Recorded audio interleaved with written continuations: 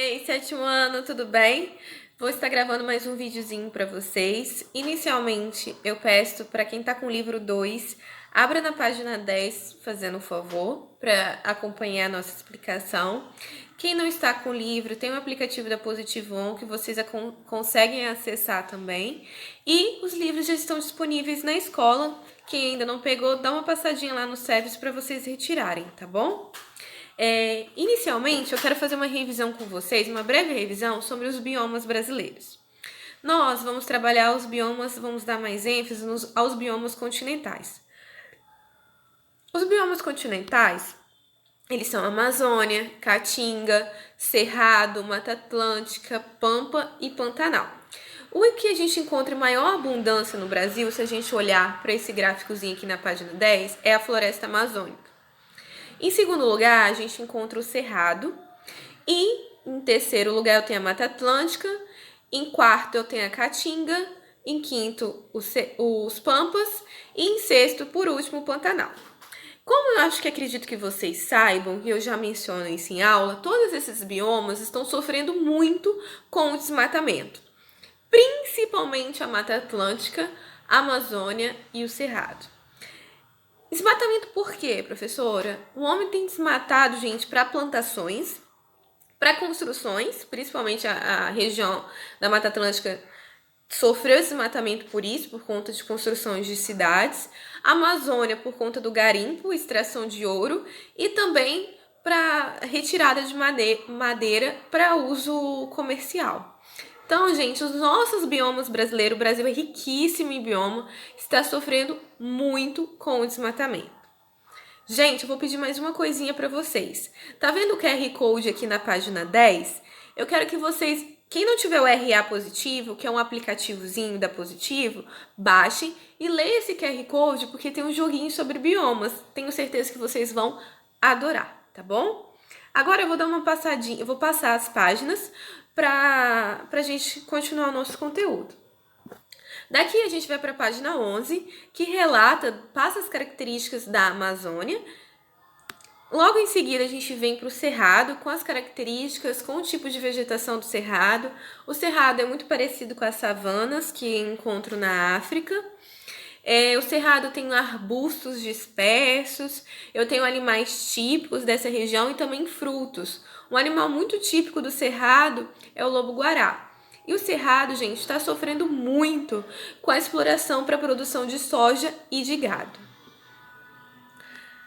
Logo em seguida a gente vem a Caatinga, que fica na região nordeste do Brasil, que a vegetação basicamente são constituídas de cacto.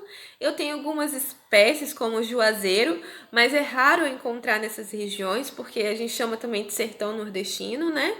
Eu tenho algumas espécies que são nativas dessa região, como o carcará, o capim-dourado, acho que vocês já ouviram falar, geralmente em música aparece, e a arara azul, que é uma espécie extremamente ameaçada de extinção aqui no nosso Brasil. E a Mata Atlântica, que o nosso estado está dentro de uma região de Mata Atlântica. Porém, a Mata Atlântica original era repleta, era riquíssima, tinha animais, tinha vegetação. Porém, com a exploração do homem e a necessidade de construção de cidades, eu tenho um intenso desmatamento. Hoje acredita-se que a gente só tenha 7% da Mata Atlântica original. Então, isso é pouquinho, muito pouco, né?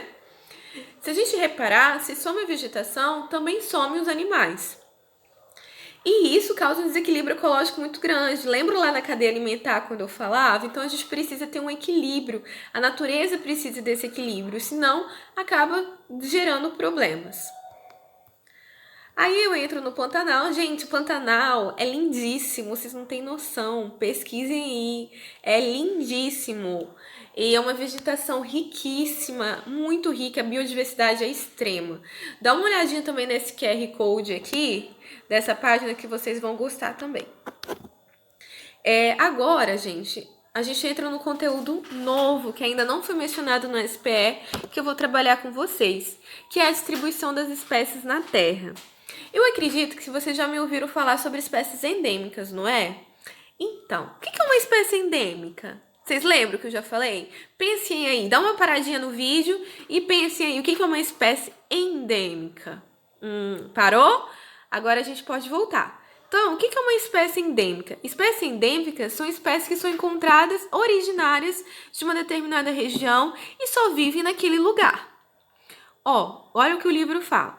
Com isso, identifica que algumas espécies são naturalmente encontradas somente em áreas específicas, sendo chamadas de espécies endêmicas, que são espécies encontradas só em uma área. Por exemplo, aqui está dando, por exemplo, os cangurus, que a gente só encontra na Austrália, assim como os koalas também. E o cacto mandacaru, que é uma espécie típica da Caatinga.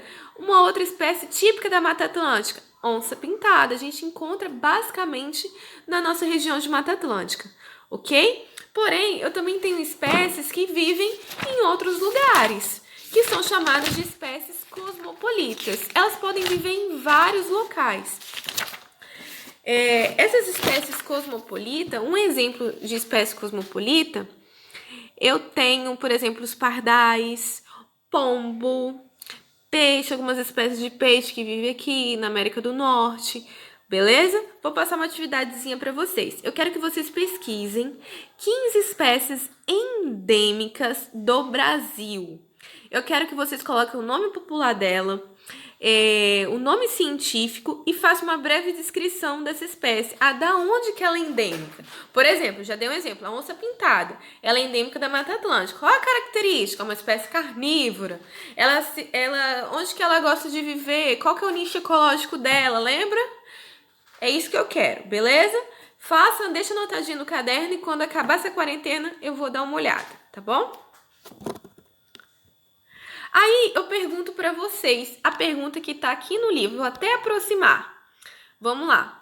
Por que certas espécies que ocorrem em determinado lugar não aparecem em outros lugares? Mesmo com semelhantes condições climáticas, como é o caso do urso polar, que ocorre no Ártico, mas não na Antártica. Por que será, gente? Eu quero que vocês pensem. Por quê?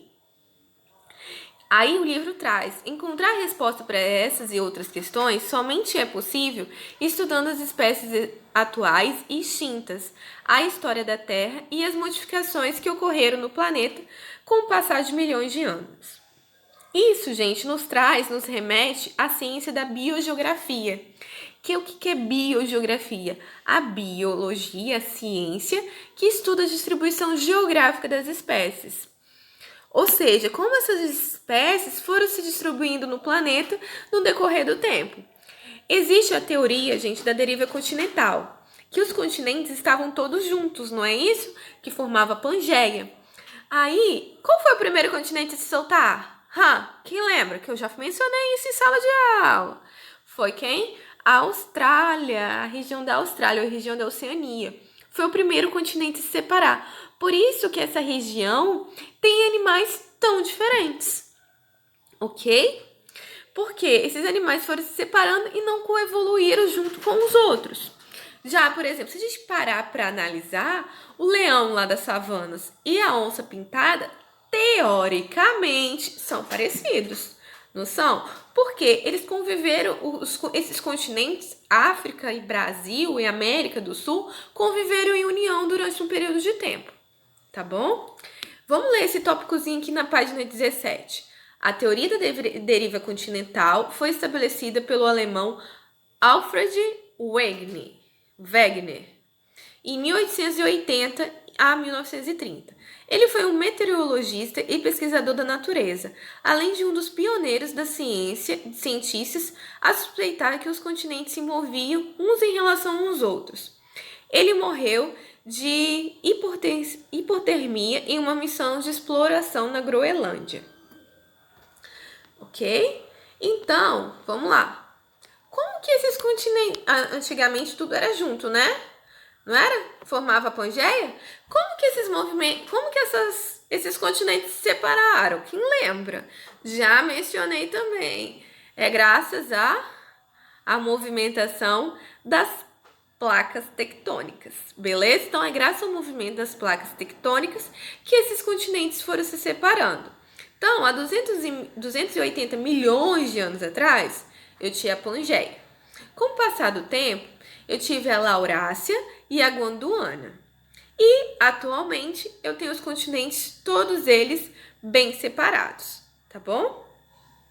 Aqui na Laurásia e Gondwana, vamos lá. Laurásia é a parte norte, tá bom? E Gondwana é a parte sul. Por exemplo, a América do Sul era chamada de Gondwana. E Laurásia era chamada América do Norte, como Estados Unidos e Europa, beleza?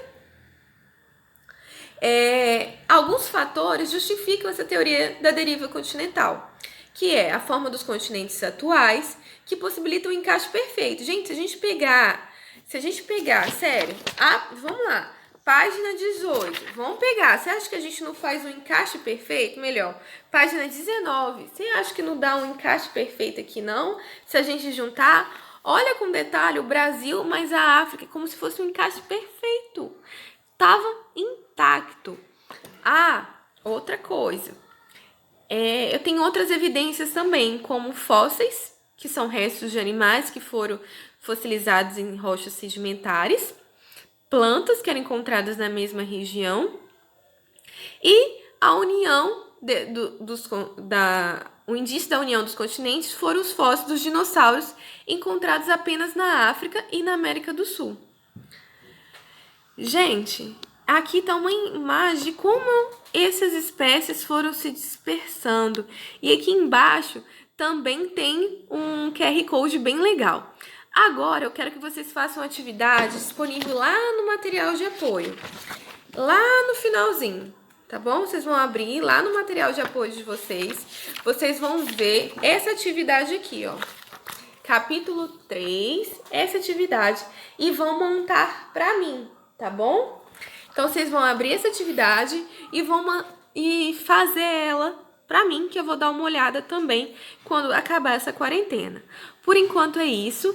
Na próxima aula eu vou dar continuidade a esse conteúdo e explicar com mais detalhe essa distribuição dos animais. Muito obrigada!